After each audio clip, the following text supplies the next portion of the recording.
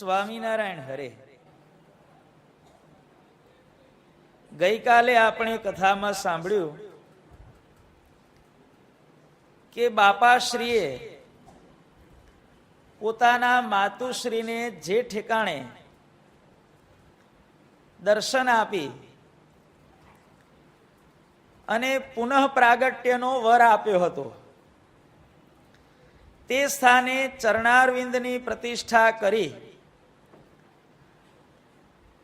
અને બાપાએ સુંદર મજાના આશીર્વાદ તે આપ્યા. હવે આગળની કથા આપણને ઈશ્વર બાપા સંભળાવે છે, તો આપણે બધા મૂર્તિમાં રહી મૂર્તિનું અનુસંધાન રાખી એકાગ્ર ચિત્તે ભગવાનની કથા વાર્તાનું શ્રવણ તે કરીએ. સ્વામિનારાયણ હરે. શ્રી ઈશ્વર બાપા ઉવાચ ઘનશ્યામં દયા સિંધું ભક્તિ ધર્માત્મજં વિભું સ્વામિનારાયણં પ્રીત્યા નમામિ ભક્તવત્સલમ. અત્ર વહ કીર્તયિષ્યામિ પુરાવૃત્તં કથાનકં વિહિતં યત્ર બાપાસ્તિ કલ્યાણ સિંહ મંગલમ. અહીંયા ઈશ્વર બાપા કે છે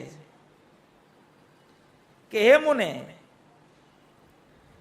હવે હું તમને કલ્યાણસિંહ કરીને ભગવાનના એક પરમ ભક્ત હતા, તેમની સુંદર મજાની વાર્તાને તે સંભળાવીશ. પુરા રામ પુરા ગ્રામે પારાયણમ ભૂમ મુને કલ્યાણસિંહ નામે કો ભક્તસ્તત્ર તદાગમત. એક સમયને વિશે રામપુર ગામને વિશે પારાયણનો પ્રસંગ થતો હતો, અને એ પારાયણ પ્રસંગમાં ગામ માથકના કલ્યાણસિંહ કરી અને ભગવાનના પરમ ભક્ત બાપાશ્રીના દર્શન કરવા તે આવતા હવા. એ કલ્યાણસિંહ કેવા હતા તો કે છે કે શ્રી હરિમ દ્રષ્ટુ કામો સૌ ધ્યાનાભ્યાસરત સદા ધ્યાને સ્થિતસ્ય કાલસ્ય મર્યાદા તસ્ય ના ભવત વિરતય યદા ધ્યાનાત નિત્ય કર્મ તદા કરોત. ભગવાનના ધ્યાનના અભ્યાસ વાળા એક કલ્યાણસિંહ ભક્ત હતા. ભગવાનનો સાક્ષાત્કાર મને થાય એવી ઈચ્છા વાળા તે હતા. અને કહે છે કે સવારે ઉઠી અને દરરોજ પથારીમાંથી જેવા ઊભા થાય એટલે તત્કાલ ભગવાનનું ધ્યાન કરતા હવા. અને ધ્યાનમાં કેટલો સમય પસાર થાય એ નક્કી નહીં. સવારે 4 વાગે ઉઠ્યા હોય તો 5 વાગી જાય, 6 વાગી જાય, 7 વાગી જાય, 8 વાગી જાય, ધ્યાનમાં જ બેસી રહે. અને જ્યારે ધ્યાન પૂરું થાય પછી પોતાનું નિત્ય કર્મ તે કરતા હતા. આવા એ ભક્ત હતા. અને ભગવાનના પ્રત્યક્ષ દર્શનની એમને બહુ જ ઈચ્છા હતી. તાદૃશમ તન્મનો ભાવમ બાપા શ્રી જ્ઞાતવાન મુને.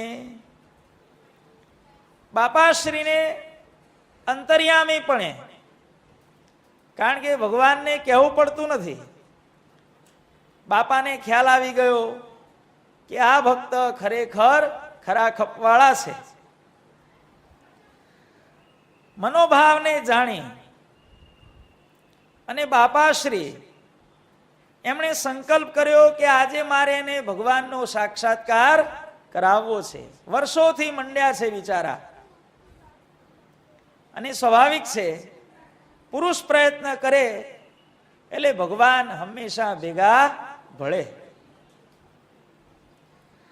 ધ્યાની કલ્યાણ સિંહોથ બાપા શ્રીયમ સમબ્રવીત સુચિરમ ધ્યાયતસ્તાત નાસ્તિ મે હરિદર્શનમ પ્રાતર ગુહામ પ્રવિશ્યાહમ ચિરમ ધ્યાયામિ ધાર્મિકમ તથાપિ તત્ફલમ નાસ્તિ તત્ર મે કારણમ વદ.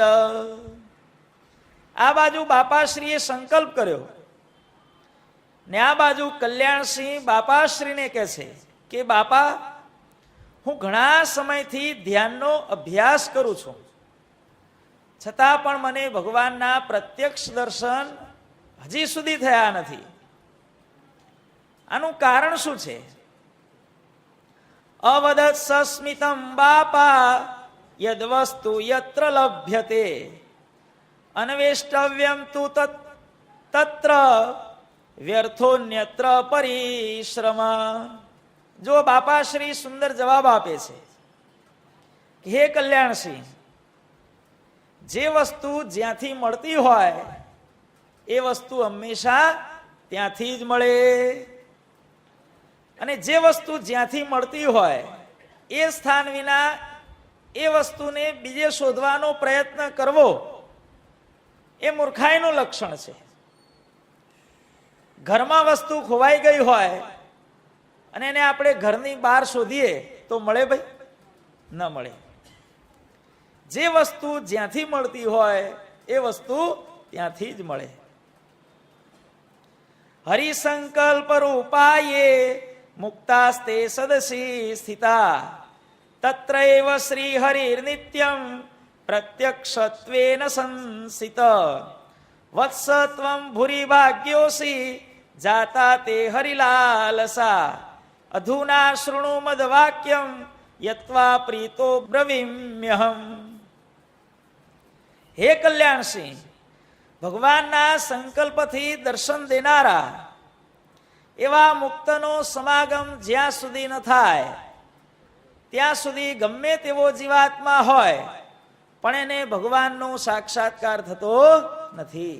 જેમ આપણા જીવન પ્રાણ સાંઈ બાપા કીર્તનમાં શું કહે છે કે મહાપ્રભુ કે મુક્ત મળે તો તરત કલ્યાણ થાય, મનુષ્ય ભાવમાં દિવ્ય ભાવ પણ સમજાવે સુખદાય. તો કે છે કે શું કરવું કે? ત્યારે બાપા શું કે છે?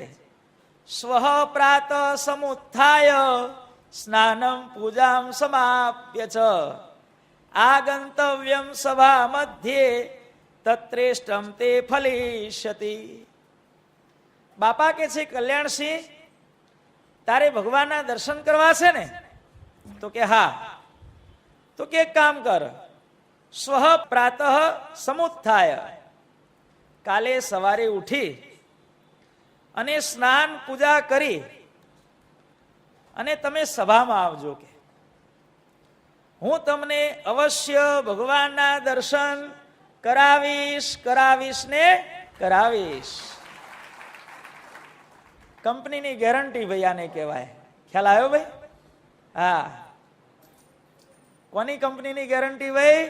બાપાની કંપનીની ગેરંટી. પરે દિવસ સભા મેત્ય બાપા શ્રીયમ સમબ્રવીત મહાત્મન કરુણા સિંધો તદાજ્ઞાત સમાગત. હે બાપા, આજે હું સ્નાન પૂજા કરી અને ભગવાનના દર્શન કરવા માટે આવી તે ગયો છું, મને દર્શન કરાવો. કે બાપા કે ઉભા રહો. કે તત પારાયણાદ્યમ તત કાર્યમ પૂર્ણ અભૂત તદા. બાપા કે હજી કથાનો પ્રસંગ ચાલે છે, પારાયણ ચાલુ છે, કે એ બધું હજી પૂરું થવા દો. પારાયણનું બધું કામ પૂરું થઈ ગયું અને પછી ભક્તસ્યાસ્ય હરેર દિવ્યમ પ્રત્યક્ષ દર્શનમ ભવેત તદર્થમ તમ વયમ નીત્વા ગચ્છેમ હરિમંદિરમ. કે આપણે પછી જઈએ. કે સારું કે કશો વાંધો નહીં. અને પછી બાપાશ્રી એને પ્રેમપૂર્વક એનો હાથ પકડીને મંદિરમાં લઈ જતા હવા. બાપાશ્રી તમ તતો નૈષિત મંદિરે મૂર્તિ સન્નિધૌ યા મૂર્તિ રચિતા પ્રેમણા ચંદનેન સુગંધિના તુલસી પુષ્પહારૈશ્ચ ધૂપદીપ ફલાદિભિ પૂજિતા શ્રી હરેર મૂર્તિ સુશુભે નિતરામ તદા. બાપાશ્રી એનો હાથ પકડી અને ભગવાનની મૂર્તિ સમક્ષ લઈ જતા હવા.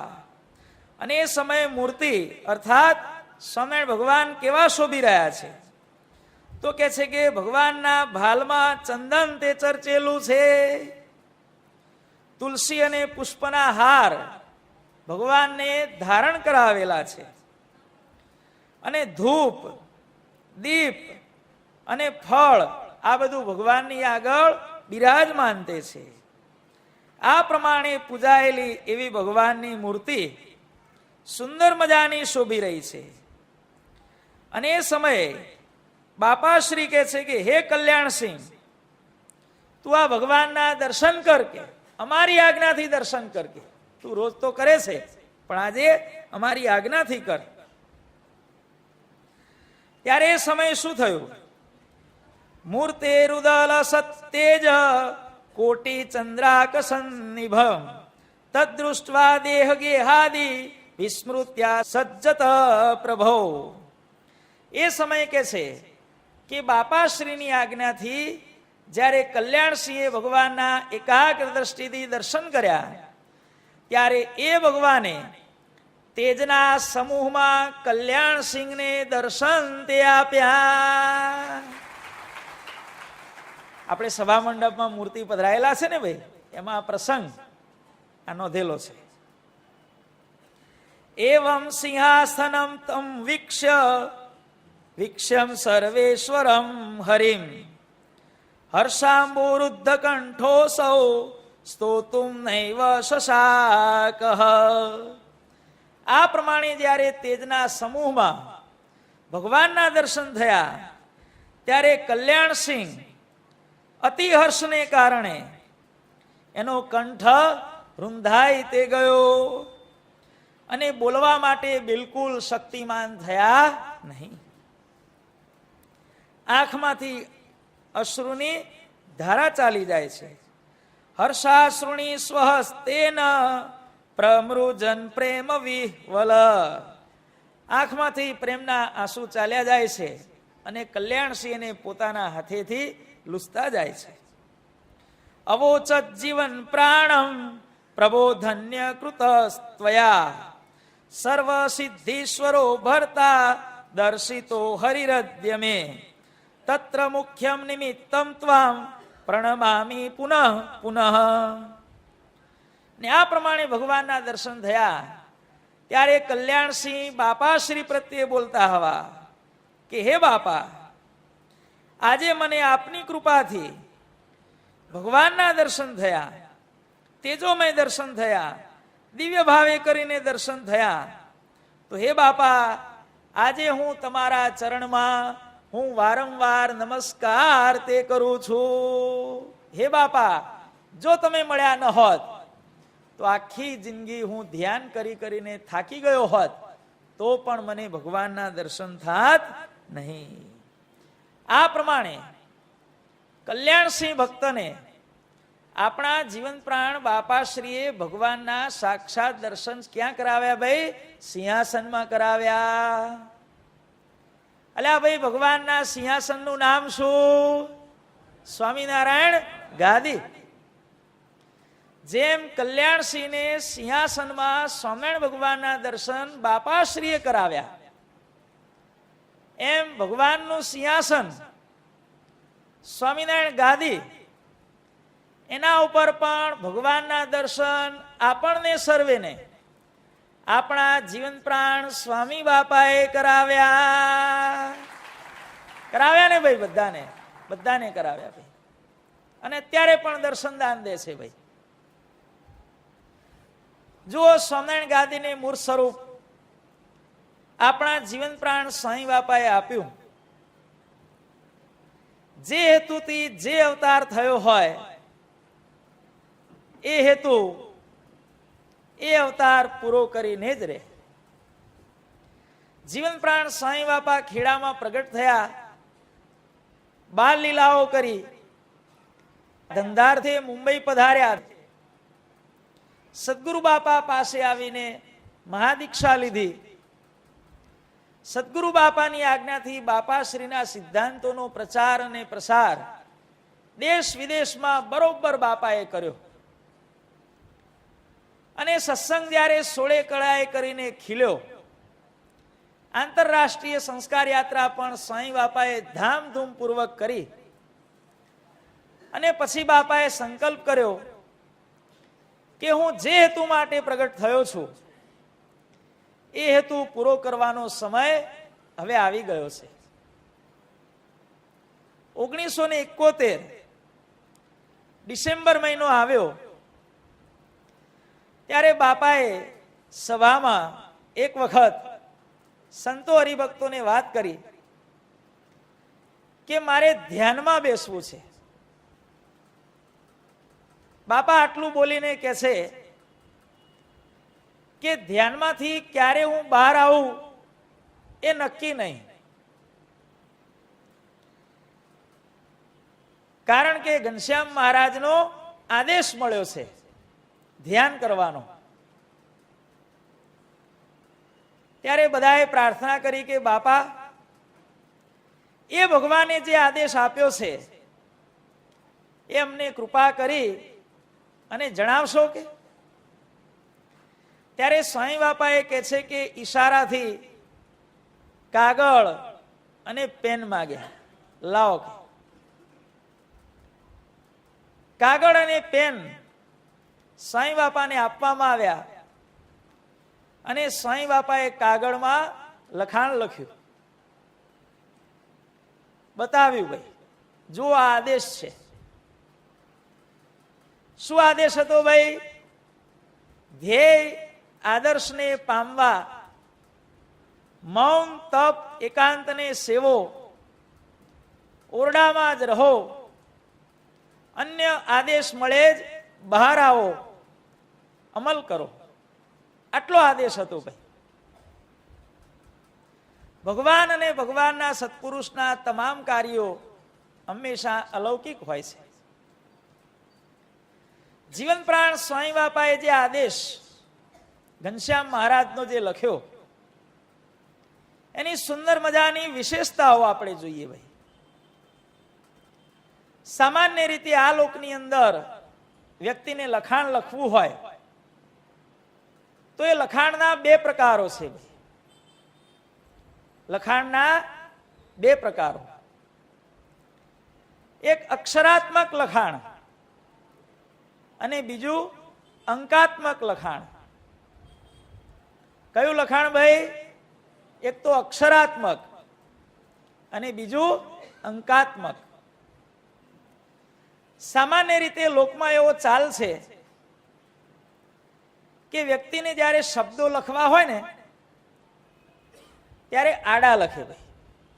બરોબર ને સાહેબ? ધનજીભાઈ ધુસાભાઈ વેકરિયા, તમે કઈ રીતે લખો છો કહો? આડું લખો છો ને? કોઈ દાડ ઊભું લખ્યું?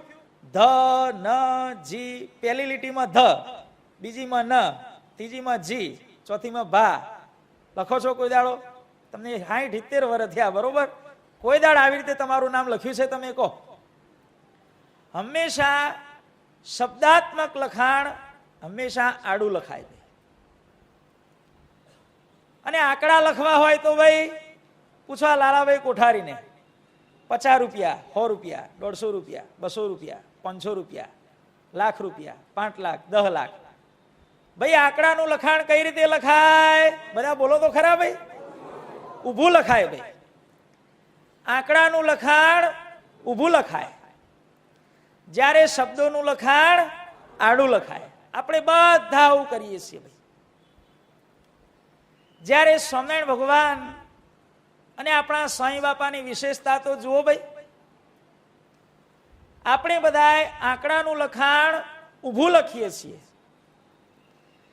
જ્યારે સ્વામિનારાયણ ભગવાને શું કર્યું કહો? નિષ્કુળાન કાવ્યમાં નિષ્કુળાન સ્વામી કહે છે કે જીવોના કલ્યાણ કરવાની બાબતમાં સ્વામિનારાયણ ભગવાને આડો વાળ્યો આંખ. શું કર્યું ભાઈ? આડો વાળ્યો આંખ. સ્વામિનારાયણ ભગવાને કેટલા જીવોના કલ્યાણ કર્યા એનું જો લિસ્ટ લખવું હોય તો ઉભા લિસ્ટમાં એ નામ ન લખાય ભાઈ. એ આંકડો ઉભા લિસ્ટમાં ન લખાય.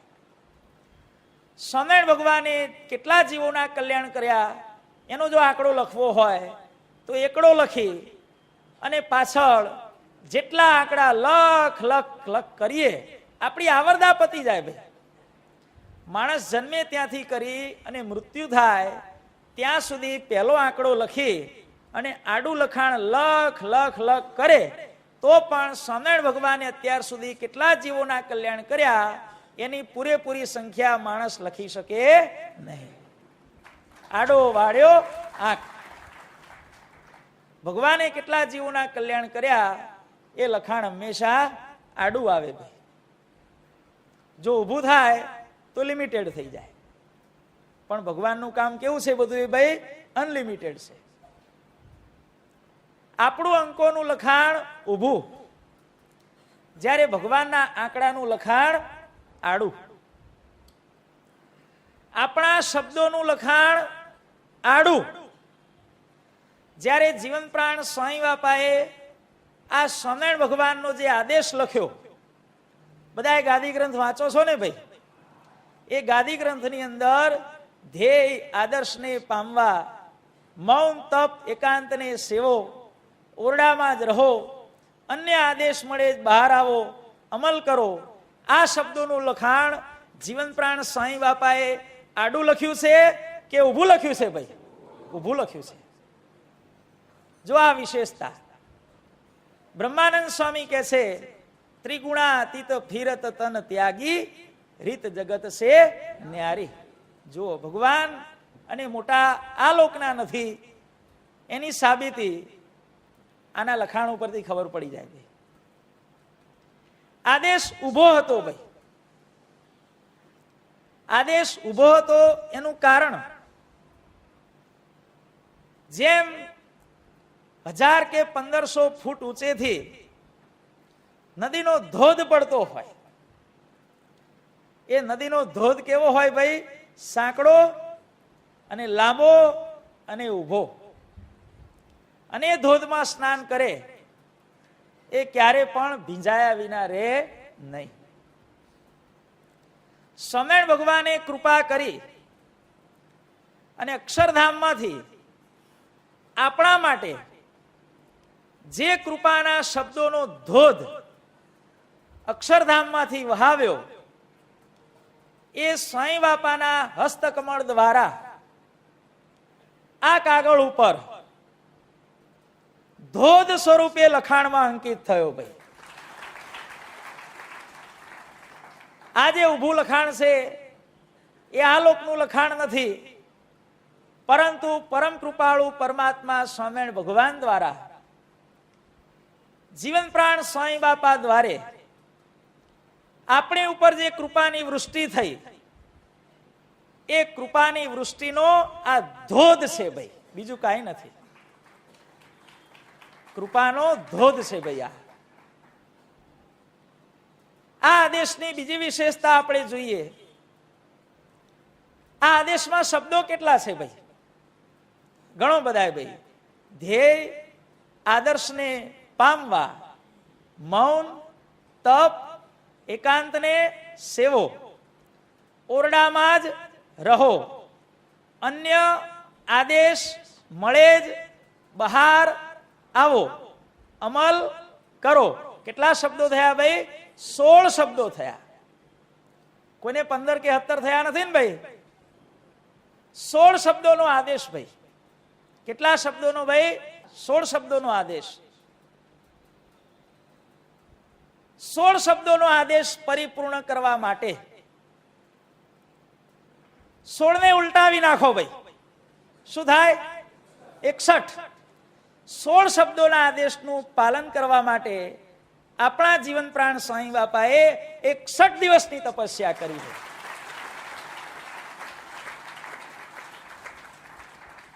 16 શબ્દોનો આદેશ અને ઉલટાઓ આમ ફેરવી નાખો ભાઈ, એટલે 61. 61 નો આંકડો જોઈએ. વચનામૃતોની સંખ્યા 273, શિક્ષાપત્રીના શ્લોકોની સંખ્યા 212. 273 માંથી 212 બાદ કરો, કેટલા જવાબ આવે ભાઈ? 61. જો આ પણ 61. 61 નો આંકડો પણ પહેલેથી ચાલ્યો આવે છે. બંને વચ્ચેનો તફાવત 61 છે. આપણા ગોપાળ બાપા પ્રગટ થયા મહાસુદ આઠમ સંવત 1837, અને આપણા સર્વાવતારી ઈષ્ટદેવ સ્વામિનારાયણ ભગવાન પ્રગટ થયા 1837 ચૈત્ર સુદ નોમ. મહાસુદ આઠમ થી ફાગણ સુદ આઠમ 1 મહિનો, ફાગણ સુદ આઠમ થી ચૈત્ર સુદ આઠમ 2 મહિના, અને ઉપર 1 દિવસ. ગોપાળ બાપા અને સ્વામિનારાયણ ભગવાનના પ્રાગટ્ય વચ્ચેનો સમયગાળો પણ 61 દિવસનો છે.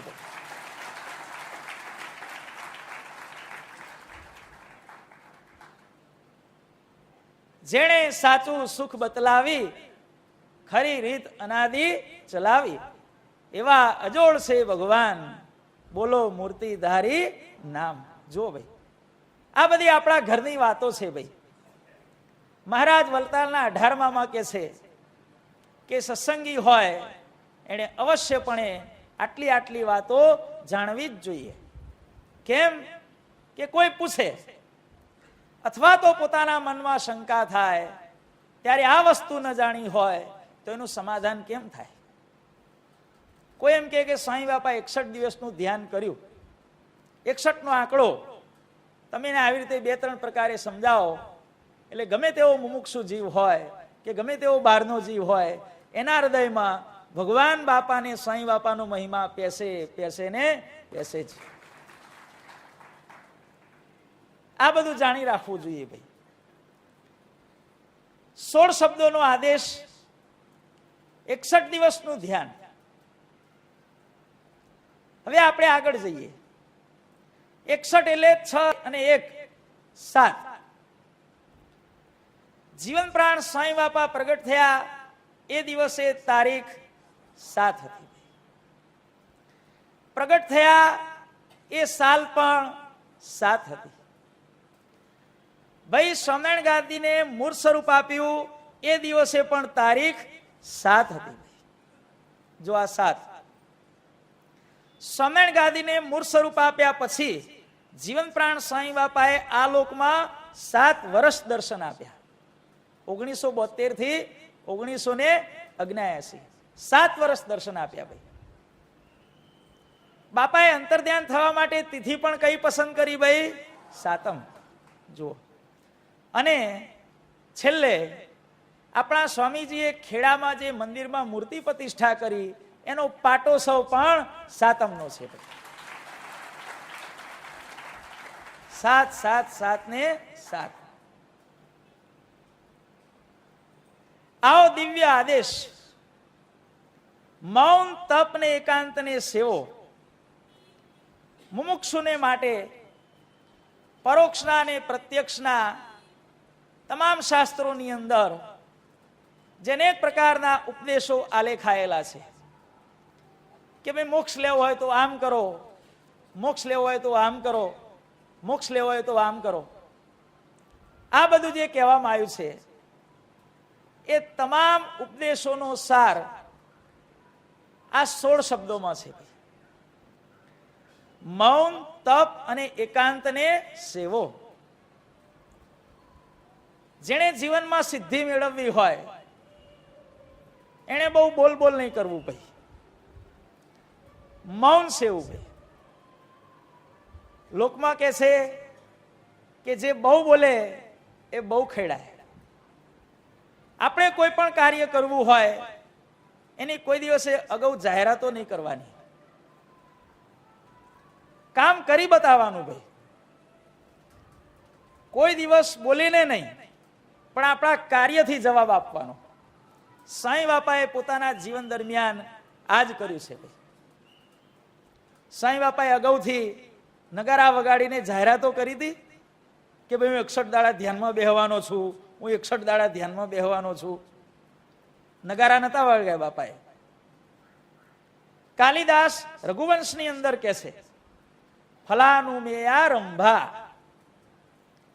કાર્યની સિદ્ધિ મેળવવી હોય તો કાર્યનો આરંભ થાય, કાર્ય ચાલતું હોય ત્યાં સુધી કોઈને ખબર જ ન પડવી જોઈએ કે ભાઈ શું ચાલી રહ્યું છે. કાર્ય પૂરું થાય પછી જ કાર્ય પૂરું થયું, કઈ રીતે શરૂ થયું, શું શું વચમાં તકલીફો પડી, ક્યાં ક્યાં ભગવાન ભેગા પડ્યા, કઈ રીતે પૂરું થયું, એની બધી જેટલી જાહેરાતો કરવી હોય એ બધી જાહેરાતો ક્યારે કરવાની ભાઈ? છેલ્લે કરવાની. અને અગાઉથી બોલે ને એનું કાર્ય ક્યારે પણ સિદ્ધ થાય નહીં. વ્યવહારની અંદર તમે બધાય ગૃહસ્તરી ભક્તો જ્યાં સુધી તમારા સુપુત્ર કે સુપુત્રીનું સગપણ ન થાય ત્યાં સુધી જાહેર કરો છો ભાઈ? જ્યાં સુધી બધી વાતો ચાલતી હોય, આગમન પ્રત્યાગમન ચાલતું હોય, વાતો ચાલતી હોય, અને જ્યાં સુધી પાકું હક પણ ન થાય ત્યાં સુધી જાહેર કરો છો ભાઈ? અને જાહેર થાય તો શું થાય કહો? હે, વચમાં કેટલાય પંચાયતિયા પડે હો ભાઈ. જગતમાં એવા કેટલાય હોય છે, ઘરની ખીચડી ખાઈ અને પારકું મિષ્ટાન બગાડનારા જીવો આ જગતમાં ઘણાય પડ્યા છે. ઘણા સગપણ તોડાવવા માટે શું કરે ખબર છે ભાઈ?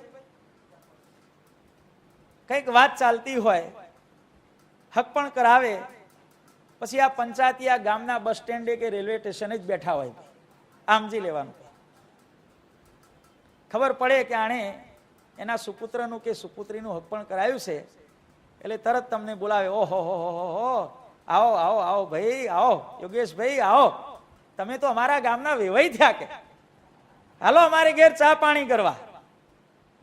એમ કરીને જે વેવાઈ બન્યા હોય, આ બન્યા હોય તો આ બન્યા હોય તો આ બન્યા હોય તો આ, મારા વાલા ઘેર ચા પાણી કરવા લઈ જાય ભાઈ. બિહારે પંખો ચાલુ કરે, એસી ચાલુ કરે, અને ઘરમાં કહે છે કે ભાઈ ચા મૂકજે. કે પરોક્ષમાં તો એ જ ચાલે છે ને ભાઈ, આપણાથી ચા ન પીવાય, પણ બહાર તો આવું ચાલે જ છે બધું. શરબત બનાવજે. કે શરબત લઈને આવે એટલે એની ધર્મપત્નીને કહે કે ભાઈ આ ભાઈ આ છે, આ ગામના છે, ખરેખર ભગવાનના બહુ કૃપા પાત્ર. કે કેમ આપણા ગામના વેવાઈ થયા. કે પછી કે જેની સાથે આમના છોકરાનું સગપણ થયું એ છોકરો કે છોકરી પણ સદભાગ્યશાળી, બિચારાને ખબર નહીં, વર્ષોથી એ છોકરાને હિસ્ટીરિયા આવે છે. હે, બિચારાનો મેળ નતો પડતો, કોઈ હાલતું નતું, કોઈ દેતું નતું, પણ ભગવાન કોઈને પણ ભૂખ્યા સુવાડતા, પાછા આમ બોલે હો ભાઈ, કોઈને પણ વાંઢો રાખતા નથી. પોતાની ઈચ્છાથી રહે જુદી વસ્તુ છે, બાકી ભગવાન કોઈને વાંઢો રાખતા નથી. બિચારાને હિસ્ટીરિયા આવતો હતો, હવે આમની છોકરીનું હક પણ થયું એટલે બિચારાનું કામ થઈ ગયું. જ્યાં હિસ્ટીરિયા શબ્દ તમે સાંભળો કે વહી શબ્દ આવે, શું કરો તમે કહો? હાલો તમે ઘેર જાઓ કે હક પણ તોડવા માટે નાળિયેરને રૂપિયો પાછો આપવા જાઓ? સાચું બોલજો હો ભાઈ, બધા સાચું બોલજો ભાઈ, કોઈ જુઠ્ઠું ના બોલતા. હે, મોબાઈલમાંથી વાત કરી દઈએ ભાઈ તમારું કેન્સલ, કે બોલો ઘેરે નહીં જવાનું, ત્યાં બેહીને પતાવી દેવાનું. લોકમાં આવા જીવો હોય ભાઈ, બરોબર ને? દરેકનું જુદું જુદું હોય. એટલે કાર્ય સિદ્ધિ મેળવવી હોય તો જ્યાં સુધી કાર્ય પૂરું ન થાય ત્યાં સુધીની મહેરબાની કરી અને ક્યારે પણ જાહેરાતો કરી અને ખોટા બણગા ફૂકી અને પોતાનું કામ બગાડવાનો ધંધો કરશો નહીં. કામ પૂરું થાય પછી લોકોને ખબર પડવાની જ છે ભાઈ. હોશિયાર વિદ્યાર્થી હોય, બણગા ફૂકે, પરીક્ષામાં 90% લાવીશ ને 85 લાવીશ ને 95 લાવીશ. ભાઈ બણગાવ કરો ફૂકે છે, તારે જે કરવું હોય એ પેપર ઉપર પરાક્રમ બતાવજે ને ભાઈ, રિઝલ્ટ બોલવાનું જ છે. માટે સાંઈ બાપાએ કહ્યું કે સફળતા મેળવવી હોય તો એનું સૌથી પહેલું સાધન કયું છે ભાઈ? મૌન. બહુ બોલ નહીં કરવું ભાઈ. અને હાવ ગામઠી ભાષામાં કહીએ તો બહુ ભેડ નહીં કરવું, સમજ્યા? આ શીખી રાખો ભાઈ. અને એમાં પોતાનું કોઈ સિક્રેટ કામ હોય ત્યારે તો ખાસ. ધ્યેય આદર્શને પામવા પહેલું મૌન. પછી બીજી વસ્તુ બાપા કે છે તપ. તપ એટલે શું? તો જે કાર્ય કરવા માટે જેટલો, જે પ્રકારનો, જ્યારે જે રીતે પુરુષાર્થ કરવો જોઈએ એ રીતનો પુરુષાર્થ અવશ્ય કરો. તપ એટલે મહેનત. સાદી ભાષામાં તપ એટલે મહેનત. જે કાર્ય કરવું હોય એમાં જેટલી મહેનત જરૂરી હોય, જ્યારે મહેનત જરૂરી હોય, જેટલી મહેનત જરૂરી હોય, જે રીતની મહેનતની જરૂર હોય એ બધી મહેનત અવશ્ય કરવી જ પડે. સાંઈ બાપા તો સ્વયં હતા ને ભાઈ, તો પણ સમયણ ગાદી સ્થાપતી હતી તો પોતે 61 દિવસની તપસ્યા કરી અને આપણને પુરુષ પ્રયત્નનો સુંદર મજાનો પાઠ ભણાવ્યો છે ભાઈ. કે ભાઈ ભલે સ્વયં છે તો પણ આપણને શીખવવા માટે આ તપ કર્યું ભાઈ. કાર્યની સિદ્ધિનું બીજું કારણ પુરુષ પ્રયત્ન અર્થાત તપ. અને કાર્ય સિદ્ધિનું ત્રીજું કારણ ધ્યેય આદર્શને પામવા મૌન, તપ અને ત્રીજું એકાંત.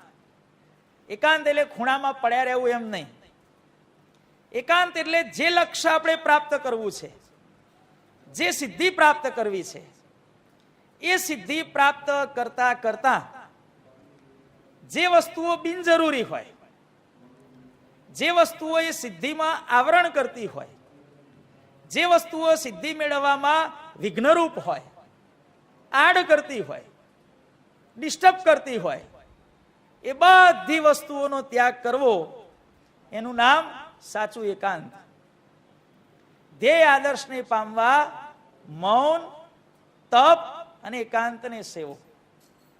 મૌન એટલે કાર્યની પૂર્તિ ન થાય ત્યાં સુધી જાહેરાત નહીં કરવાની.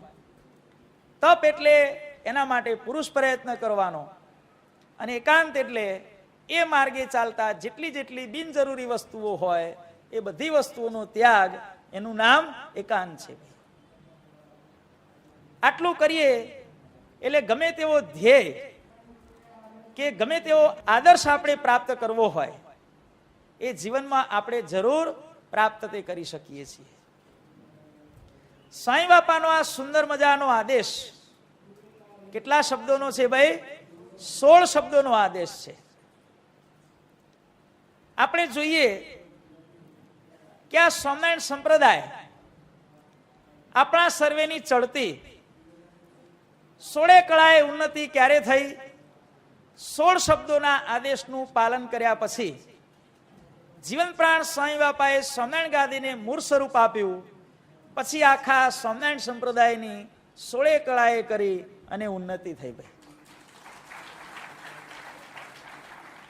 માત્ર સ્વામિનારાયણ સંપ્રદાયની નહીં, પણ આપણેથી વિશેષ કહીએ તો ભાઈ આખા જગતની ઉન્નતિ સ્વામિનારાયણ ગાદીને સાંઈ બાપાએ મૂળ સ્વરૂપ આપ્યું પછી જ થઈ છે. જે બધા આ અર્થશાસ્ત્રીઓ છે એ બધાને ખ્યાલ હશે 1970-75 પહેલા વિશ્વની પરિસ્થિતિ કેવી હતી કહો? અને 1970 પછી સ્થિતિ આખી બદલાવા માંડી ને ભાઈ. અત્યારે જે આપણે વૈજ્ઞાનિક યુગ કહીએ છીએ, આધુનિકતાનો યુગ કહીએ છીએ, આ બધું ક્યારથી શરૂ થયું કહો? 1970 પછી. જે આ વિજ્ઞાનના બધા અભ્યાસીઓ છે, અર્થશાસ્ત્રના અભ્યાસીઓ છે, રાજકારણના અભ્યાસીઓ છે, એ બધાને ખબર હશે ભાઈ. માણસ ચંદ્ર ઉપર ક્યારે પહોંચ્યો કહો? 1969માં, બરોબર ને ભાઈ? વિશ્વનું સૌથી પહેલું જમ્બો જેટ પ્લેન, પેલા તો પેલા પાંખિયા વાળા જ હતા ભાઈ. જમ્બો જેટની સૌથી ફ્લાઇટ ક્યારે થઈ? 1970માં થઈ ભાઈ.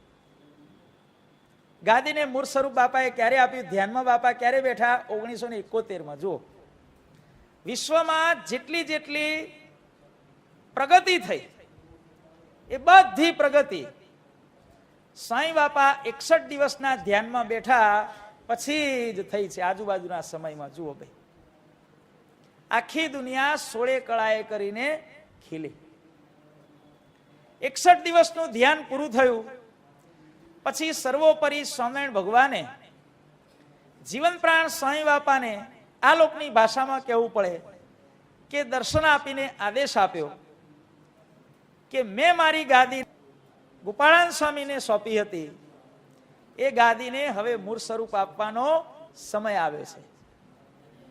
સમય પાકી ગયો છે, એને તું મૂળ સ્વરૂપ આપ. સાંઈ બાપાએ સ્વામિનારાયણ ગાદીને સંવત 2028 ભાદરવા અમાસ તારીખ 7મી ઓક્ટોબર 1972ના દિવસે આજ મણિનગર ધામમાં એને મૂર્ત સ્વરૂપ આપ્યું. અને એ વખતે સાંઈ બાપાએ આપણને શબ્દો કયા કે કોઈ એમ ન માનશો કે કોઈ સાધુ આ ગાદીનું સ્થાપન કરે છે. આ સ્વામિનારાયણ ગાદીને મૂર્ત સ્વરૂપ આપનાર કોઈ સાધુ નથી, પરંતુ સ્વયં સ્વામિનારાયણ ભગવાન તે છે. અને બાપાએ આશીર્વાદ આપ્યા કે જે વર્તમાન કાળે સ્વામિનારાયણ ગાદીના આશ્રિતો છે, ભવિષ્યમાં થશે, આજીવન પર્યંત સ્વામિનારાયણ ગાદીના શરણમાં રહેશે. અને સ્વામી બાપાએ છેલ્લે કહ્યું સિદ્ધાંતવાદી જીવન જીવશે. જો સિદ્ધાંતવાદી શબ્દ આપણે બધાએ ચાઈને ખાઈ ગયા છીએ ભાઈ, પણ એ ન ચાલે. સિદ્ધાંતવાદી જીવન જીવશે તો બાપા કહે છે કે જ્યારે નોંધ સમૂહ આવશે ત્યારે અમને લાગશે કે આનું કંઈક અધૂરું છે, આને જન્મ ધરાવવા જેવો છે, તો પણ બાપા કહે છે કે અમે એને જન્મ નહીં ધરાવીએ અને એનો પૂરું કરી અમે અનાદિમુક્તની પદવી અવશ્ય આપીશું, આપીશું ને આપીશું. સાંઈ બાપાએ આશીર્વાદ આપ્યા ભાઈ. સ્વામિનારાયણ ભગવાન જ્યારે રામાન સ્વામી પાસેથી ધર્મધુરા ગ્રહણ કરી અને જ્યારે સ્વામિનારાયણ ગાદી ઉપર બિરાજમાન થયા ત્યારે કહે છે કે સ્વામિનારાયણ ભગવાને પોતાના આશ્રિતોની આ લોકની જવાબદારી લીધેલી કે મારા આશ્રિતો ક્યારે પણ અન્ન વસ્ત્રે કરીને કોઈ દિવસે દુઃખી ન થાય. સ્વામિનારાયણ ભગવાને જેમ પ્રગટ થઈ ગાદી ઉપર બિરાજમાન થયા પછી પોતાના આશ્રિતોની આ લોકની જવાબદારી લીધી, એમ એ જ ધણીએ જીવન પ્રાણ સ્વામી બાપા દ્વારા પ્રગટ થઈ ગાદી ઉપર બિરાજમાન થઈ અને પોતાના આશ્રિતોના પરલોકની મોક્ષની જવાબદારી લીધી ભાઈ.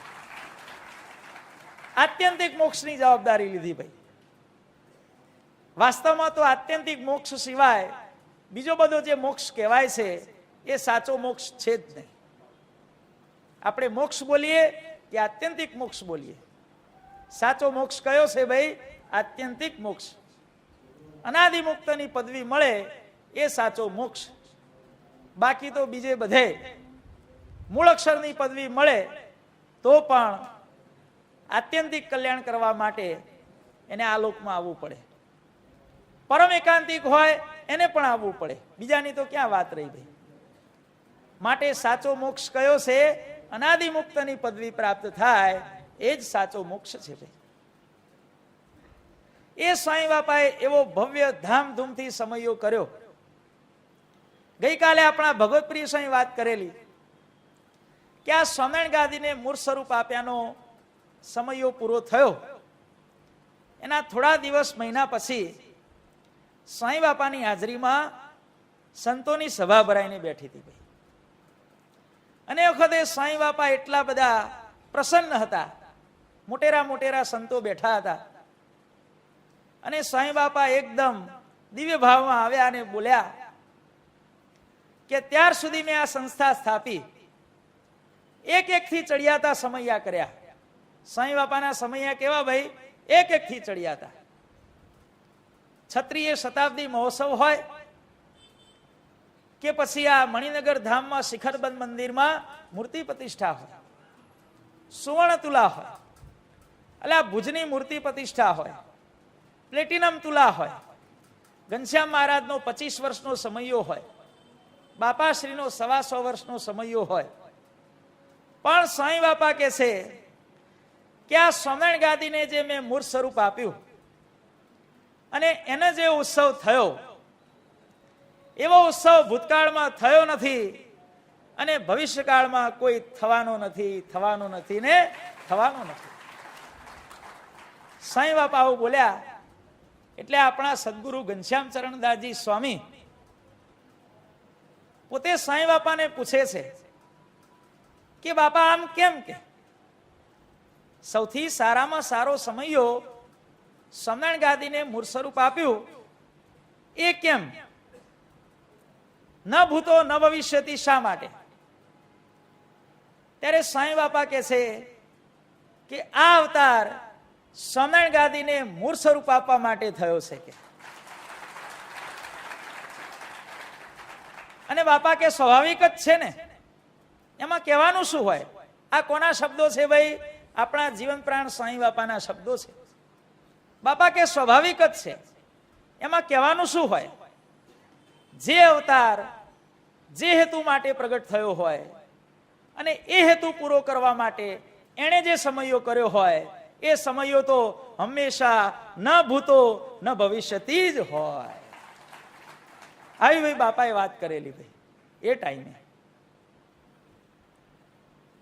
સાંઈ બાપાનું પ્રાગટ્યનું મુખ્ય કારણ કયું ભાઈ? સ્વામિનારાયણ ગાદીને મૂર્ત સ્વરૂપ આપ્યું. સાંઈ બાપાએ સ્વામિનારાયણ ગાદીને મૂર્ત સ્વરૂપ આપ્યું એનો બહુ જ વિરોધ થયો ભાઈ. આમ તો સાંઈ બાપાએ જે કાર્યો કર્યા એ બધાનો વિરોધ થયો ભાઈ. પહેલેથી આપણે જોઈએ આનો વિરોધ, આનો વિરોધ, આનો વિરોધ. પણ સૌથી વધુ વિરોધ શેનો થયો ભાઈ? સ્વામિનારાયણ ગાદીને મૂર્ત સ્વરૂપ આપવામાં આવ્યું એનો વિરોધ થયો. કેમ? તો કે છે કે શાસ્ત્રીય દ્રષ્ટિએ દરેક સંપ્રદાયમાં કેટલીય શાખાઓ હોય ભાઈ, હોય ને ભાઈ, અને પડે જ હંમેશા. કોઈ પણ સંપ્રદાય હંમેશા કાયમી ધોરણે એક શાખામાં રહેતો નથી. વર્ષો જાય એમ બધી ફાંટા પડતા જ જાય. બધા ફાંટા વાળા કે અમે અસલી, પેલા કે અમે અસલી, પેલા કે અમે અસલી. ત્યારે અસલી ફાંટો કોને ગણવો ભાઈ? બધા પોતાને અસલી જ કે ને, અમે નકલી છે એવું કોઈ કે? કોઈ ન કે. ત્યારે એનો નિર્ણય કરવામાં આવ્યો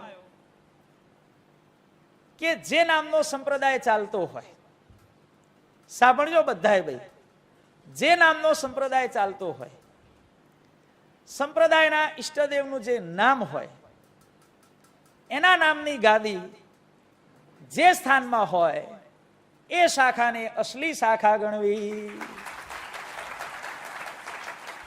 આવો શાસ્ત્રીય નિર્ણય છે ભાઈ. રામની અસલી શાખા કઈ કહેવાય?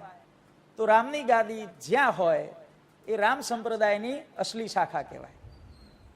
કૃષ્ણની ગાદી જ્યાં હોય એ કૃષ્ણ સંપ્રદાયની અસલી શાખા કહેવાય. શંકરાચાર્યની ગાદી જ્યાં હોય એ શંકરાચાર્યની અસલી શાખા કહેવાય. એટલે ભાઈ સ્વામિનારાયણની અસલી શાખા કઈ કહેવાય? સ્વામિનારાયણ ગાદી. એટલે સ્વામિનારાયણ ગાદી ક્યાં છે ભાઈ? મણિનગરમાં. તો સ્વામિનારાયણ સંપ્રદાયની અસલી શાખા કઈ કહેવાય? મણિનગર કહેવાય. ગાદીને મૂળ સ્વરૂપ આપ્યું એટલે સ્વામિનારાયણ સંપ્રદાયની શાસ્ત્રીય રીતે અસલી શાખા કઈ સાબિત થઈ ભાઈ? મણિનગર. બીજા બધા નીકળેલા એવું સાબિત થયું ભાઈ, આપણે અસલી સાબિત થયા. કેટલોય પ્રયત્ન કર્યો ભાઈ, વકીલો રોક્યા, આ કર્યું તે કર્યું, પણ જે કાર્ય ભગવાનનું હોય એમાં કોઈ ફાવી શકતું નથી ભાઈ. ફાવી શકે ભાઈ? સમર્થ ધણીએ જે કાર્યના પાયા નાખ્યા હોય એ પાયા તો હંમેશા ઊંડા ને ઊંડા જ જાય, એને કોઈ હલાવી શકતું નથી ભાઈ. અને સ્વામિનારાયણ ગાદીને મૂળ સ્વરૂપ આપ્યા પછી કેટલાય મહામંડલેશ્વરોએ, કેટલાય પંડિતોએ સાંઈ બાપાને ધન્યવાદ આપ્યા. શેના ધન્યવાદ આપ્યા ખબર છે? કે સ્વામીજી, આજે સ્વામિનારાયણ ભગવાન 200 વર્ષ થયા પ્રગટ થઈ, અને અંતર ધ્યાન થયા એને પણ 150 વર્ષ થવાયા. એ વખતે 150 વર્ષ થવાયા હતા ભાઈ. કોઈને પણ સ્વામિનારાયણ ગાદી સ્થાપવાનું હુજ્યું નહીં, અને તમને હુજ્યું તો સ્વામિનારાયણ ભગવાનનું સારામાં સારું કામ તમે કર્યું, એ બદલ અમે તમને હાર્દિક ધન્યવાદ તે આપીએ છીએ. બધી બધી ગાદીઓ સ્થાપવાનું સૂજ્યું, પણ કોઈને એવું સૂજ્યું કે ભાઈ લાવો સ્વામિનારાયણ ગાદી સ્થાપીએ. ભાઈ ગાદી તો હતી જ ને ભાઈ. તો આ સ્વામિનારાયણ ગાદીને બાપાએ મૂળ સ્વરૂપ આપ્યું, કેવળ દયા કરી અને આપણને એમના આશ્રિત બનાવ્યા. તો આપણા એ મહાન અહોભાગ્ય છે.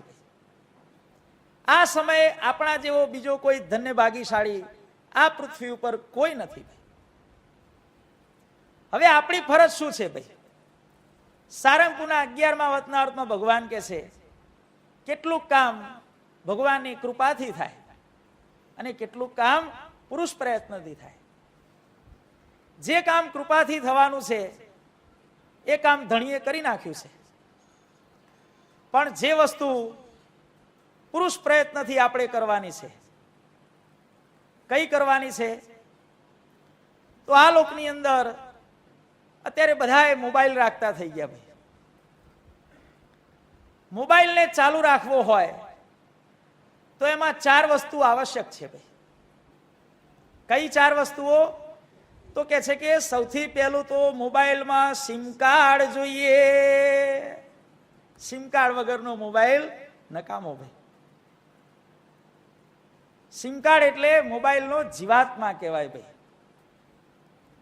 ઘણા જવાનિયાઓ થોડું ઘણું તત્વજ્ઞાન ભણ્યા હોય ને ભાઈ, એટલે અમારી આગળ આ મોબાઈલનું તત્વજ્ઞાન અમે આ જવાનિયા જોડેથી જ શીખ્યા છીએ ભાઈ. કે સ્વામી તમે એમ કહો છો કે ભાઈ માણસ ગધેડામાંથી કૂતરો થાય, કૂતરામાંથી બિલાડો થાય, દેહ બદલાય, પણ આત્મા તો એક જ રહેશે.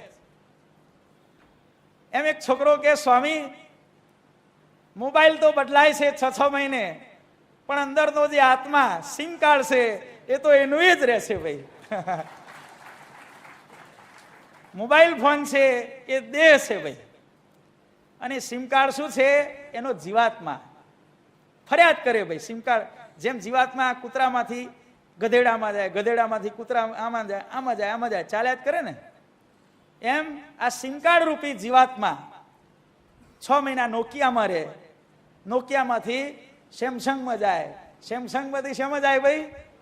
હે વોડાફોનમાં જાય ને, આમાં જાય ને, પેલામાં જાય ને. તમારે જેટલા મોડેલ આવતા હોય 6-6 મહિનાનો દેહ બદલાઈ જાય ભાઈ, પણ જીવાત્મા તો એનો એ છે. સૌથી પહેલું સિમ કાર્ડ જોઈએ ભાઈ. પછી સિમ કાર્ડની અંદર બેલેન્સ જોઈએ ભાઈ. સિમ કાર્ડ હોય પણ બેલેન્સ ના હોય તો બધું બંધ. પછી ત્રીજી વસ્તુ ટાવર જોઈએ ભાઈ. ઘણા ગામડામાં ટાવર ન મળે ને તો લીમડાના ઝાડ ઉપર ચડીને મોબાઈલ ઉપર વાતો કરે. હો, ઘણા માણસો આવા હોય ભાઈ. ત્યારે કોઈ પૂછે કે તું લીમડાના ઝાડ ઉપર કેમ ચડ્યો? તો કે નીચે ટાવર પકડાતું નથી, અને લીમડાના ઝાડ ઉપર કે ટાવર પકડે છે એટલે ટાવર ઉપર ચડ્યો છું કે. સમજ્યા ભાઈ? આવા પણ રમૂજી દ્રશ્યો આપણને વર્તમાન સમયે જોવા મળતા હોય છે. ત્રીજું ટાવર જોઈએ, અને ચોથી બેટરી જોઈએ ભાઈ. આ 4 વસ્તુ પૂરેપૂરી હોય તો આપણો મોબાઈલ ચાલે. આમાંથી એક પણ વસ્તુ ન હોય, સિમ કાર્ડ ન હોય, અથવા બેલેન્સ ન હોય, અથવા ટાવર ન હોય, અથવા તો બેટરી ન હોય, આમાંથી 1, 2, 3 અથવા તો 4 વસ્તુઓ ન હોય તો ક્યારે પણ આપણો મોબાઈલ ચાલે નહીં. એમ ભગવાન કહે છે કે ભગવાનની સાથે સંપર્ક રાખવો હોય તો જેમ મોબાઈલ ચલાવવા માટે 4 વસ્તુઓ જરૂરી છે, એમ ભગવાન સાથે સંપર્ક રાખવા માટે ઇનકમિંગ અને આઉટગોઈંગ બંને ફેસિલિટી મેળવવા માટે આપણી પ્રાર્થના ભગવાનને પહોંચે એટલે એ થયું આઉટગોઈંગ ભાઈ, અને ભગવાનના આશીર્વાદ આપણા ઉપર આવે, ભગવાન મોકલે ને ભાઈ, એ શું થયું ભાઈ? ઇનકમિંગ થયું. આઉટગોઈંગ અને ઇનકમિંગ ચાલુ રાખવું હોય તો 4 વસ્તુ જોઈએ ભાઈ. સૌથી પહેલું સિમ કાર્ડ જોઈએ. આધ્યાત્મિક ભાષામાં સિમ કાર્ડ એટલે શું? તો સિમ કાર્ડ શું વસ્તુ છે કહો હાલો?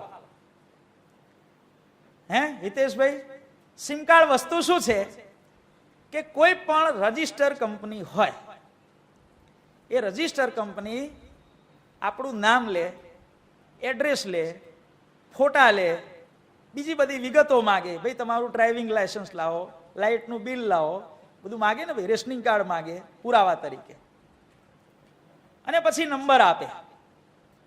એટલે આપણું સિમ કાર્ડ પાકું થયું કહેવાય કે આ નંબર આ વ્યક્તિનો. સિમ કાર્ડ એટલે રજિસ્ટ્રેશન. તો આધ્યાત્મિક ભાષામાં સિમ કાર્ડ એટલે શું? તો આપણે બધા સ્વામિનારાયણ ગાદીના આશ્રિત થયા. સાંઈ બાપાએ આપણને કૃપા કરી અને આપણને આશ્રિત બનાવ્યા, અને આપણને જે આશ્રિતપણું પ્રાપ્ત થયું એ આશ્રિતપણું એ આપણું સિમ કાર્ડ ભાઈ. આપણા જીવાત્માની અંદર સિમ કાર્ડ કઈ કંપનીનું હોવું જોઈએ ભાઈ? સિમ કાર્ડ તો કઈ કંપનીના હોય ભાઈ? યુનિનોરનું હોય, એરટેલનું હોય, આઈડિયાનું હોય, વોડાફોનનું હોય, કંઈક હોય ભાઈ. એમ સ્વામિનારાયણની કંપનીના સિમ કાર્ડ પણ કેટલીય કંપનીઓ બનાવે છે ને ભાઈ. પણ એમાં ઓરિજિનલ સિમ કાર્ડ કયું ભાઈ? સ્વામિનારાયણ ગાદી સંસ્થાનનું સિમ કાર્ડ જેની પાસે હોય એનો જ નંબર સ્વામિનારાયણ ભગવાનને લાગે ને લાગે. જો ભાઈ આ સિમ કાર્ડ ભાઈ. સિમ કાર્ડ બદલાવું ન જોઈએ ભાઈ. ભલે મોબાઈલ બદલાઈ જાય ભાઈ, પણ સિમ કાર્ડ ક્યારે બદલશો નહીં. અને સિમ કાર્ડ બદલાય એટલે એ સિમ કાર્ડ ઉપર જે ફેસિલિટીઓ મળતી હોય એ બધી ફેસિલિટીઓ બંધ થઈ જાય. જેને સ્વામિનારાયણ ગાદીનું સિમ કાર્ડ મળ્યું એને આત્યંતિક મોક્ષની ફેસિલિટી મળી. અને જેને સ્વામિનારાયણ ગાદીનું સિમ કાર્ડ બદલી અને બીજી કંપનીનું નાખ્યું એને આત્યંતિક મોક્ષની ફેસિલિટી કાયમ માટે ગઈ. હા, પછી પસ્તાવો થાય અને પાછો આવે અને પેલું કેડ નાખી દે અને સ્વામિનારાયણ ગાદીનું પાછું અંદર નાખી દે તો પાછી ફેસિલિટી અવશ્ય ચાલુ થાય. ટૂંકમાં સિમ કાર્ડ એટલે સ્વામિનારાયણ ગાદીનું આશ્રિતપણું. શું ભાઈ? હે ભાઈ? જોડાણ. એટલે આશ્રિતપણું, આશ્રિત જોડાણ જ થયું ને ભાઈ. આશ્રિત એટલે જોડાણ. આશ્રિતમાં બધું આવી ગયું ભાઈ. મન કર્મ વચને જોડાવું એનું નામ તો આશરો છે ભાઈ. અને જોડાયેલો ન હોય એને આશ્રિત કહેવાય ન કહેવાય. એટલે સિમ કાર્ડ એટલે શું ભાઈ? સ્વામિનારાયણ ગાદીના આશ્રિત થવું એનું નામ સિમ કાર્ડ. જુઓ ભાઈ, બધા એનું રજીસ્ટ્રેશન છે ને ભાઈ? બીજી કોઈ કંપનીનું અંદર છે નહીં ને ભાઈ? હા, બસ ત્યારે આ સિમ કાર્ડ થયું ભાઈ. હવે આવે છે સિમ કાર્ડની અંદર બેલેન્સ ભાઈ. એટલે ભાઈ બેલેન્સ એટલે શું? તો સ્વામી બાપાએ ગામે ગામ સ્વામિનારાયણ સિદ્ધાંત સજીવન મંડળો સ્થાપ્યા છે. એ મંડળના સભ્ય થવું અને એની સભ્ય ફી ભરવી ભાઈ, એ થયું સિમ કાર્ડની અંદર બેલેન્સ. ભરો છો ભાઈ બધા સભ્ય ફી અત્યારે? જો સ્વામી બાપાએ જયારે સ્વામિનારાયણ સિદ્ધાંત સજીવન મંડળની સ્થાપના કરી ત્યારે સ્વામી બાપાએ કહ્યું કે આ મંડળ છે એ કોઈ સંપ્રદાયનો વાડો નથી, કે આ કોઈ જાતનું ટોળું નથી ભાઈ. મંડળ એટલે ટોળું નહીં, કે એક જાતની જૂથબંધી નથી ભાઈ. સાંઈ બાપા કહે છે કે મંડળ એટલે મૂર્તિ. મંડળ એટલે શું ભાઈ? મૂર્તિ. બાપા કહે છે કે જે વ્યક્તિ મંડળનો સભ્ય થાય એ વાસ્તવમાં મંડળનો નહીં, પણ શ્રીજી મહારાજના અનાદિમુક્તના મુક્ત મંડળનો સભ્ય છે. મંડળનો સભ્ય એટલે મુક્ત મંડળનો સભ્ય. અત્યારે ઘણા ગામોમાં અમે જોઈએ છીએ કે આ સભ્ય ફી ઉઘરાવતા જ નથી. પેલો માગનારો માગે એટલે હું 10 રૂપિયા માગો છો કે પેલો ખીજાય હો હાલનારો. પણ આ જૂના સંતોને પૂછો, કોઈ પણ હરિભગત, ભાઈ વાત સાચી ને, કોઈ પણ હરિભગત સાંઈ બાપાને પ્રાર્થના કરે કે બાપા મારે ઘેર આવો ને, પધરામણી હું 1000 રૂપિયા ભેટ મૂકું, ત્યારે સાંઈ બાપા પહેલો સવાલ પૂછે કે 1000 રૂપિયા એની વાત પછી કર, પેલા તે મંડળની સભ્ય ફી ભરી છે કે? પેલો કે ના બાપા, તો બાપા એના પર કુરાજી થઈ જાય. તાત્કાલિક એને 2 રૂપિયા સભ્ય ફી ભરાવે અને પછી સાંઈ બાપા એને ઘેર પધરામણી જાય. ભાઈ આટલું મંડળની સભ્ય ફી ભરવાનું મહાત્મા આપણને બાપાએ સમજાવ્યું છે. ઘણા કે અમે વર્ષે લાખ રૂપિયાની પારણ કરાવીએ છીએ, બાપાને જમવા બોલાવીએ છીએ, હવે સભ્ય ફીનું શું કરવું છે ભાઈ? 10 રૂપિયા હું જીવ બાળો છો પાછા એમ કે? ના ભાઈ સમજી લેજો, આ સભ્ય ફી એ નાની વસ્તુ નથી ભાઈ. સાંઈ બાપાએ સભ્ય ફી ભરાવવા માટે જીવનભર સંઘર્ષ કર્યો છે. આ સભ્ય ફી શું છે ભાઈ? એ સિમ કાર્ડની અંદર બેલેન્સ એકવાર ભરો એટલે 1 વર્ષ માટે ચાલુ રહે ભાઈ. 1 વર્ષ સુધી દેહ પડે તો એના મોક્ષની જવાબદારી સ્વામિનારાયણ ભગવાન અને સાંઈ બાપાની. એકવાર સભ્ય ફીનું બેલેન્સ ભર્યું એટલે બેલેન્સ વેલિડ ક્યાં સુધી કહેવાય ભાઈ? 1 વર્ષ, 1 યર વેલિડિટી ભાઈ. 1 વર્ષ વેલિડ કહેવાય, બરોબર ને જે બી? અને પછી બીજું વર્ષ આવે, તમે જે તિથિ નક્કી કરી હોય એ તિથિએ વળી પાછી સભ્ય ફી ઉઘરાવો એટલે વળી પાછું એ બેલેન્સ આખું આગળ રિચાર્જ થઈ જાય. માટે સભ્ય ફી દરેક સ્વામિનારાયણ સિદ્ધાંત સર્જન મંડળના સભ્યો છીએ. અત્યારે બધા બહુ પૈસાવાળા થઈ ગયા, બહુ સેવા કરતા થઈ ગયા, એટલે બધા એને સભ્ય ફી ભરવાનો અને સાથે સાથે પોચો ફાળનારાઓને લાખની 2 લાખની ફાળી હોય એટલે 5-10 રૂપિયાની પોચ ફાળવાનો પણ બધાને વૈરાગ આવી ગયો છે. પણ એ ન ચાલે ભાઈ. સભ્ય ફી તો જેને આત્યંતિક મોક્ષનો ખપ હોય, મંડળના સભ્ય થવું હોય, મંડળનો સભ્ય એટલે મહારાજના મુક્ત મંડળના સભ્ય, તો અવશ્ય સભ્ય ફી દર વર્ષે ભરવી.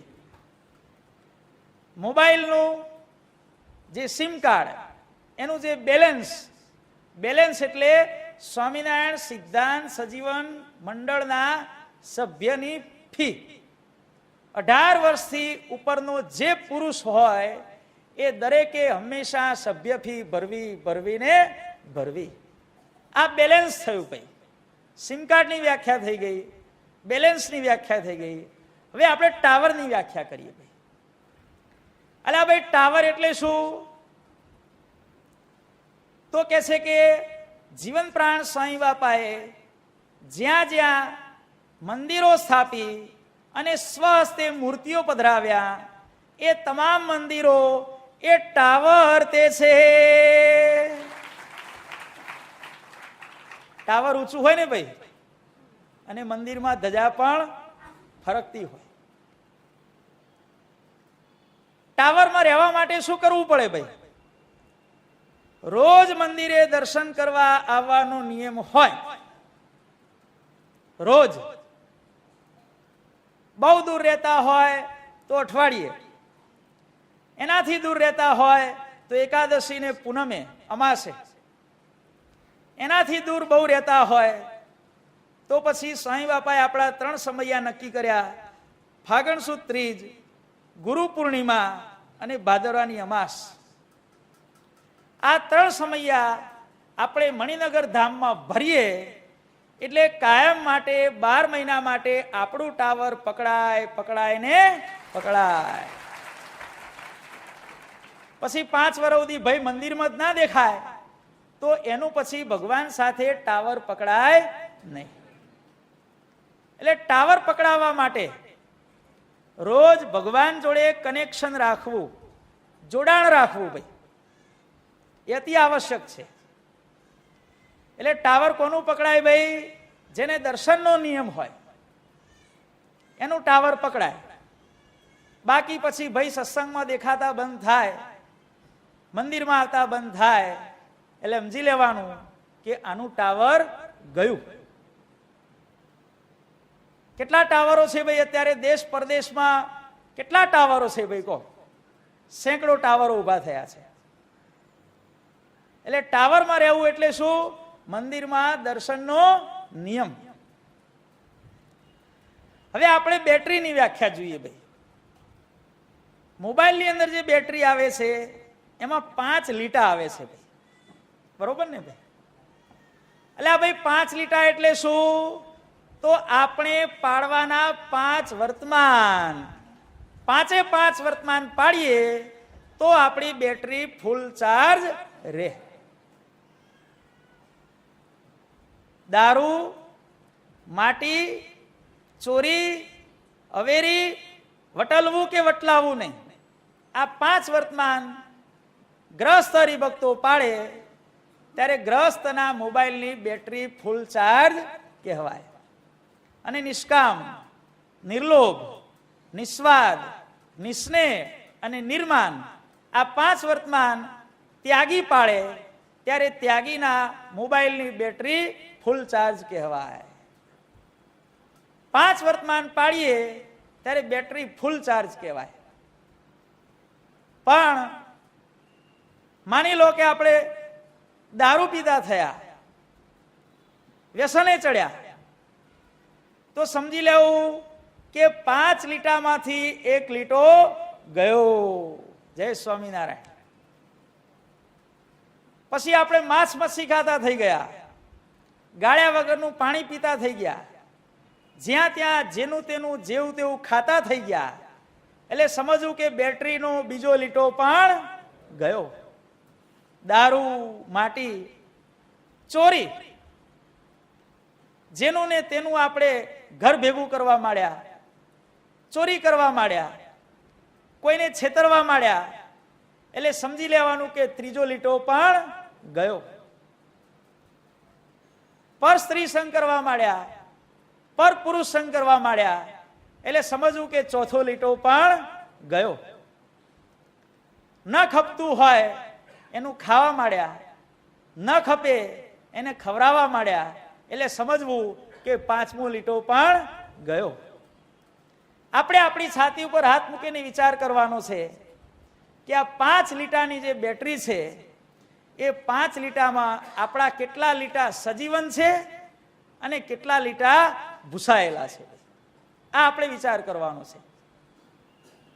કોઈનો 1 લીટો ચાલુ હશે, કોઈનો 2 ચાલુ હશે, કોઈના 3 ચાલુ હશે, કોઈના 4 ચાલુ હશે અને કોઈના 5 હશે.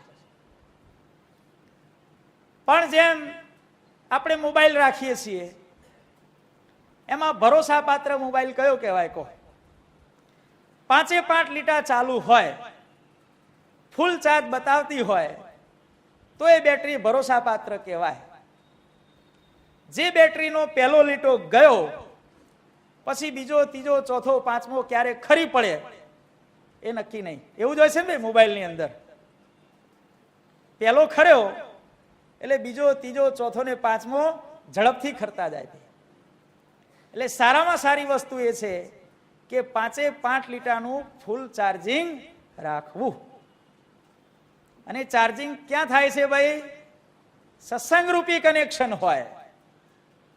ચાર્જ કરવા માટે પાછું પ્લગ જોઈએ ને ભાઈ, વીજળીનું કનેક્શન.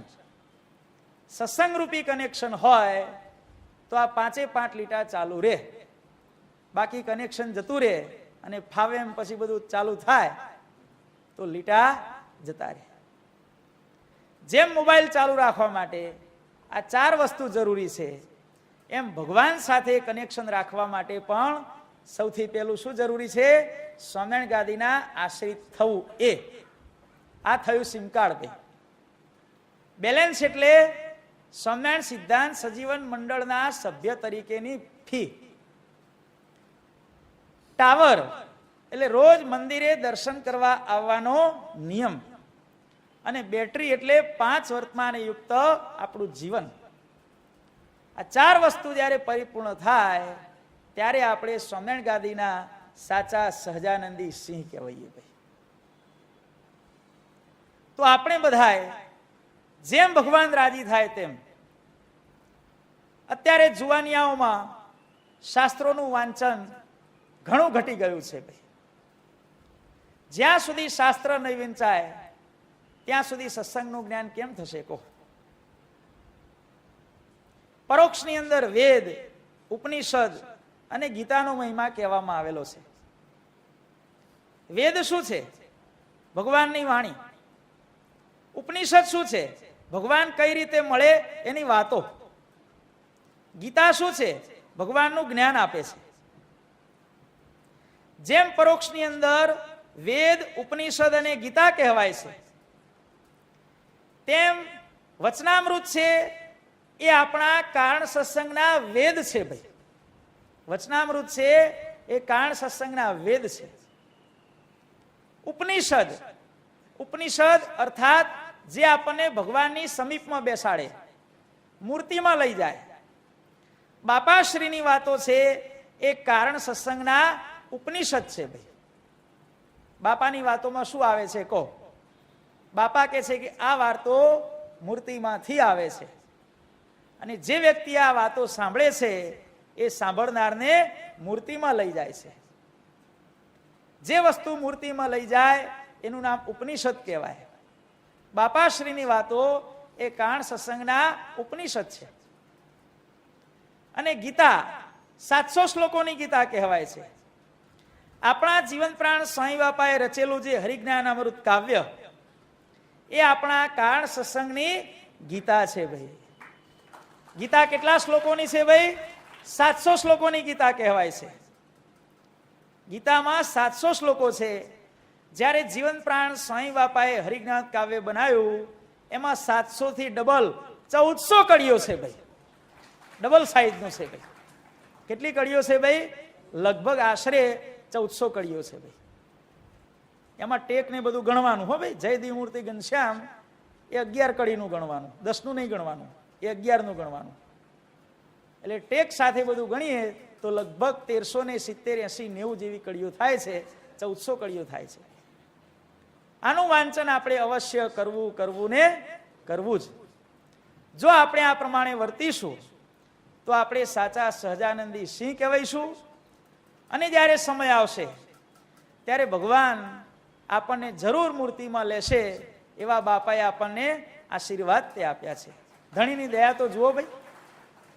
ભગવાન જેતલપુરના 5મામાં કહે છે કે આ સમયે અમે કોઈ વાતનું કાચું રાખ્યું નથી. ભગવાને તો કોઈ વાતનું કાચું રાખ્યું નથી, પણ આપણામાં કોઈ વાતનું કાચું ન રહી જાય એનું ધ્યાન આપણે સર્વે રાખવાનું છે. તો આપણે 5 વર્તમાન પાડી સિદ્ધાંતવાદી જીવનનો અર્થ પણ શું છે? ભાઈ સ્થૂળ દેહે કરી અને યથાર્થ વર્તવું. જ્યારે સત્સંગી જીવન રચાતું હતું, સંવાદ ચાલતો હતો, ત્યારે બ્રહ્માનંદ સ્વામીએ શું કહ્યું કે મહારાજ દેહ તો તમારા પક્ષમાં રાખવો પડશે. ત્યારે મહારાજે શું જવાબ આપ્યો કે અમારે દેહનું જ કામ છે. સાંઈ બાપા પણ આપણને શું કહે છે કે આપણો દેહ સ્વામિનારાયણ ગાદીના શરણમાં રહેવો જોઈએ. બાપા કે અમારે દેહનું કામ છે. તો આપણો દેહ સ્વામિનારાયણ ગાદીના શરણમાં રહે તો જ્યારે સમય આવે ત્યારે ભગવાન આપણો આત્યંતિક મોક્ષ, જેમ આ કલ્યાણસિંહને સાક્ષાત ભગવાનના દર્શન બાપાએ કરાવ્યા, એમ ભગવાનના સાક્ષાત દર્શન આપણને આપણા ગુરુદેવ જીવન પ્રાણ સાંઈ બાપા અવશ્ય કરાવે ને કરાવે જ. તો આ પ્રમાણે છેલ્લા 9 દિવસથી જીવન પ્રાણ સાંઈ બાપા વિરચિત સ્વામિનારાયણ બાપા ચરિત્રામૃત સાગરની સંસ્કૃત ગ્રંથની કથા છેલ્લા 9 દિવસથી ચાલી રહી છે. વર્તમાન કાળે આપણા પરમ પૂજ્ય આચાર્ય સ્વામીશ્રી લંડન મુકામે દર્શનદાન દઈ રહ્યા છે. આપણા મણિનગરના મહંત સદગુરુ ભગવત પ્રિય સ્વામી ઉપર એમનો ફોન આવ્યો હતો અને એમણે આપણને સર્વેને સપ્રેમ અને આશીર્વાદ સહ ખૂબ જય સ્વામિનારાયણ પાઠવ્યા છે.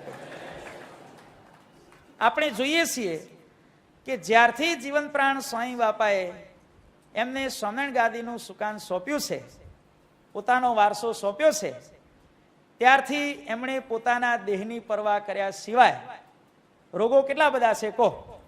એટેક છે, ડાયાબિટીસ છે, કિડનીનો પ્રોબ્લેમ છે, કોલેસ્ટર છે, ઢીચણમાં દુખાવો છે, પગમાં પાણી ભરાય છે, કેળનો દુખાવો છે, મોતિયાનું ઓપરેશન કરાવેલું છે, સારણગાંઠનું ઓપરેશન કરાવેલું છે. કેટલા દર્દો થયા ભાઈ, ગણ્યા કોઈએ?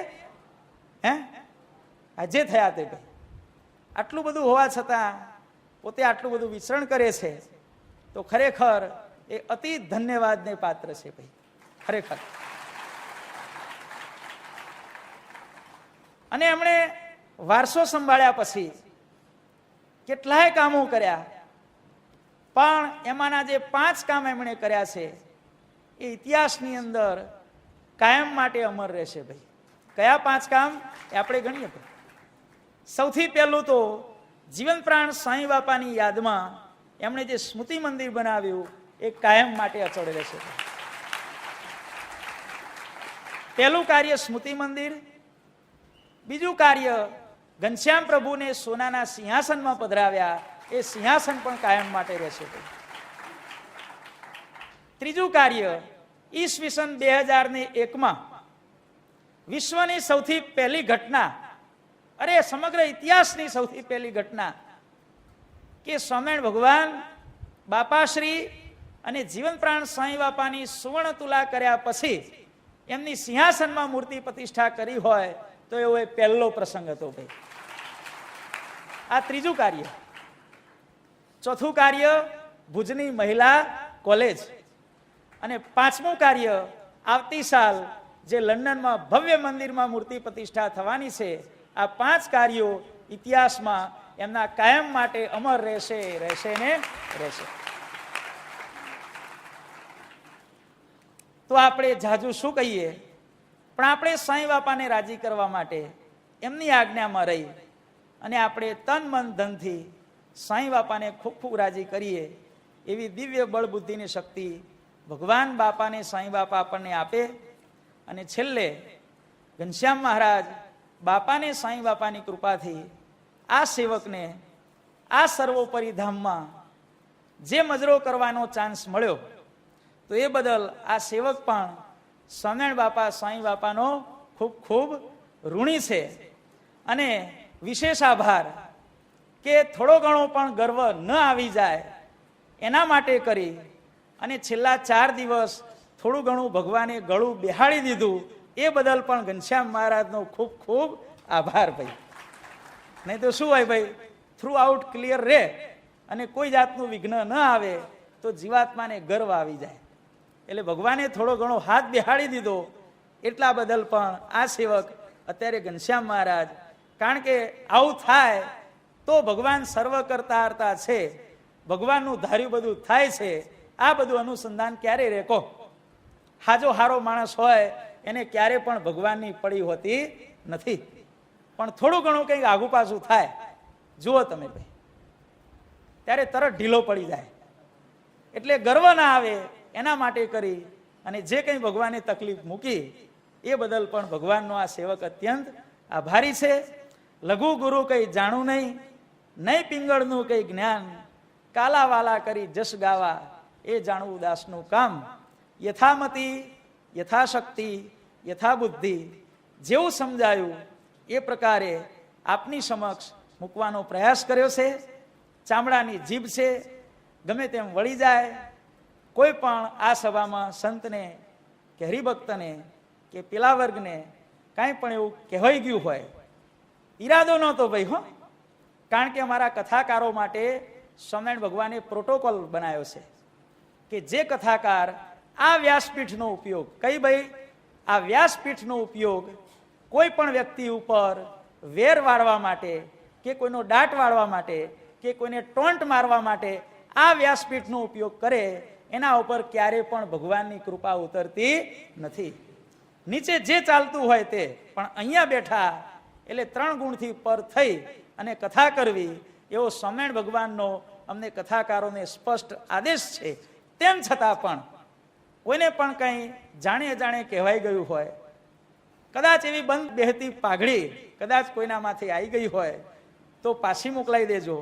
અને દરેકની આજે હું હાથ જોડી અને સર્વેને દંડવત પ્રણામ કરી અને જેની જેની ભૂલ થઈ હોય એને હું આજે આ ભરી સભામાં સ્વામિનારાયણ ભગવાન બાપાશ્રી અને જીવન પ્રાણ સાંઈ બાપાની હાજરીમાં આ સેવક સર્વેની ક્ષમા માગે છે.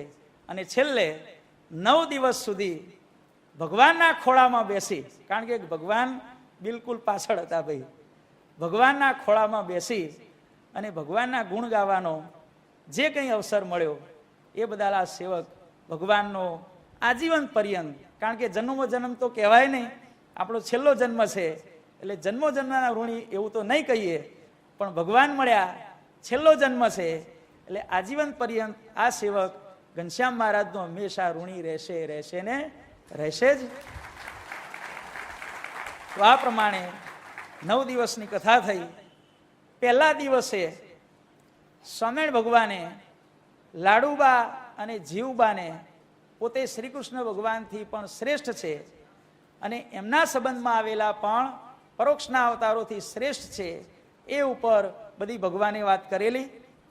બીજા દિવસે સતાનંદ સ્વામીએ સત્સંગનો મહિમા સમજાવ્યો કે જે અહીં છે એ ક્યાંય નથી, ક્યાંય નથી, એ અહીં છે.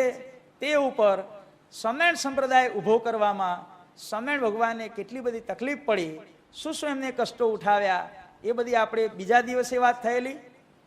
ત્રીજા દિવસે સ્વરૂપાનંદ સ્વામીએ રસ્તે ચાલ્યા જતા એક વિપ્રને કે ભાઈ પહેલા થઈ ગયા એ જ હતા અને અત્યારના નથી, એવું નથી, પહેલાના જે હતા એના કરતા પણ અત્યારના શ્રેષ્ઠ છે, આવો નિશ્ચય સ્વરૂપાનંદ સ્વામીએ પેલા વિપ્રને કરાવ્યો અને એને સ્વામિનારાયણ ભગવાનનો આશ્રિત બનાવી એનો આત્યંતિક મોક્ષ કર્યો. અને તે ઉપર વડતાલના હરિજીવનદાસજી શાસ્ત્રીને બાપાશ્રીએ પોતે વચનામૃતોના પ્રમાણો આપી અને એમને સ્વામિનારાયણ ભગવાનની સર્વોપરી ઉપાસના સમજાવી. એ આપણે ત્રીજા દિવસની કથામાં આવ્યું હતું. ચોથા ને 5મા દિવસે શિક્ષાપત્રીની વિશેષતાઓ, 6ઠ્ઠા દિવસે સ્વામિનારાયણ નામનો અર્થ, 7મા દિવસે સ્વામિનારાયણ નામના પ્રચાર માટે જીવન પ્રાણ સ્વામી બાપાએ કયા કયા ક્રાંતિકારી કાર્યો કર્યા તે, ગઈકાલે છત્રી ઉપર મૂર્તિ પ્રતિષ્ઠા અને તે ઉપર જેમ બાપાશ્રીએ પોતાના માતુશ્રી પાછળ જે આ કાર્ય કર્યું તે ઉપરથી મા બાપની સેવા કરવાનો સદબોધ, જીવન પ્રાણ બાપાશ્રી માટે સાંઈ બાપાએ ઉઠાવેલા કષ્ટો અને આજે આ કલ્યાણસિંહ ભક્તને બાપાશ્રીએ ભગવાનના સાક્ષાત દર્શન કરાવ્યા. આટલું કહી અને હવે આપણે કથાની પૂર્ણાહુતિ તરફ આપણે પ્રયાણ તે કરીએ. અને હવે